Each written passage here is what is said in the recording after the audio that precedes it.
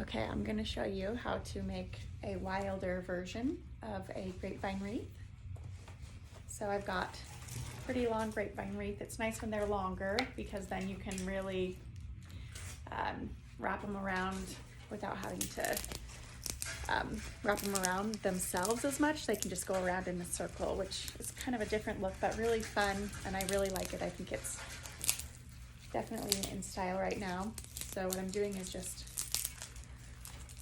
pre-crimping, bending all the way down. Whoops, that one I bent a little too hard. When it gets towards the end, they can kind of tend to come off. So that's where it's nice to have a little bucket that you can just toss them into, all those little pieces, so that the cleanup is a little bit faster, a little bit easier, a little bit less sweeping.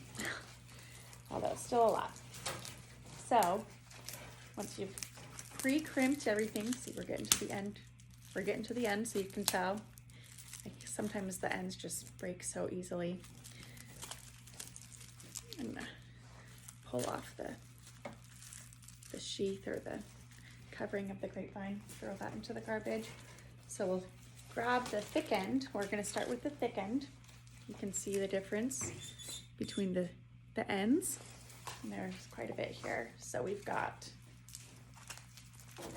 and I like to do it, hold it with my left hand and rotate with my right hand because I'm right-handed. I just like to do that.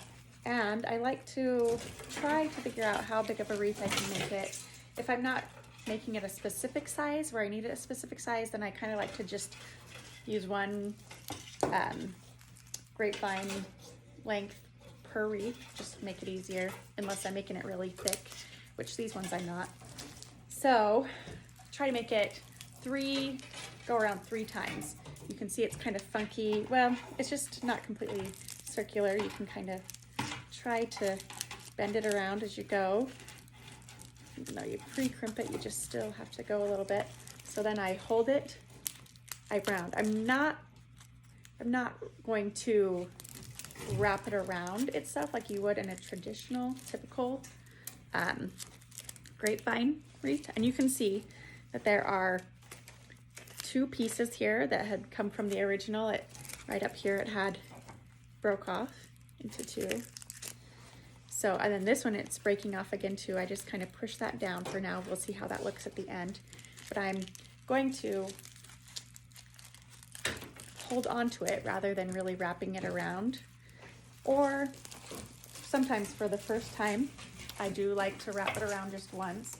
So I'll grab through. It's easier to grab more towards the bottom rather than right here towards the end of the grapevine, so that it bends easier in there without breaking. Pull it through.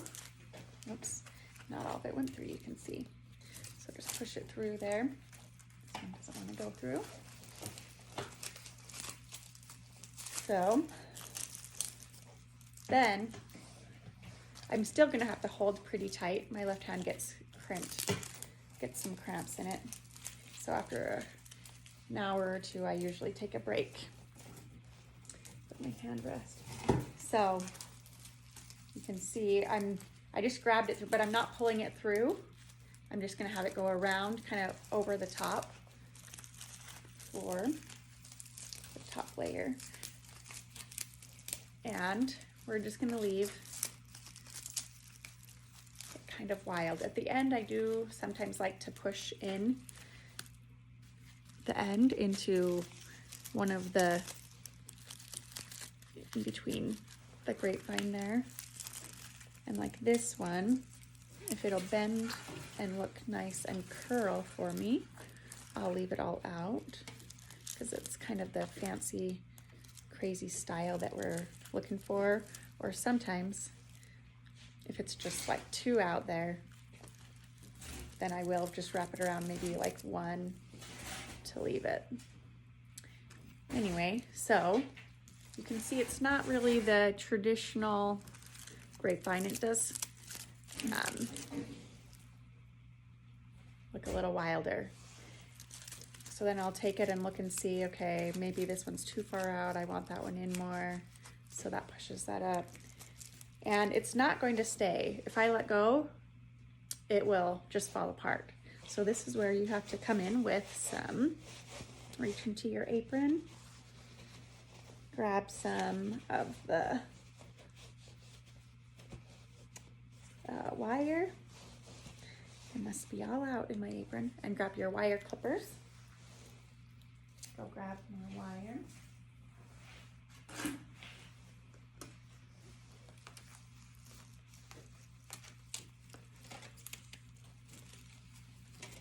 Then you take it, the wire, give yourself a little bit of room. I feel like I have to get more with the leather gloves because it's harder to really get it twisted to start. Once I get it started, then I can just cut it off, cut off the wire until I've got a little bit there. And I take from here and just twist it with the wire clippers. Don't clamp down all the way or else you'll break it off, which you don't want to do, but you just have to twist it around until it gets nice and tight up against those. You can see that that stayed. So that one I didn't like where it was, so I just twisted it down a little bit. And this is when you can go in and kind of manipulate it a little differently, like maybe that might bend right there and make it a little nicer. You can go in and push the wire down in so you don't poke yourself, and it kind of hides it. And this way, you've got a nice little fancy fun wreath. And if that you don't like that sticking up too much, find a way to go in and twist it around another one so that it doesn't stick out as much as you'd like, so that when it goes around, you just got something really pretty and fun, how you like.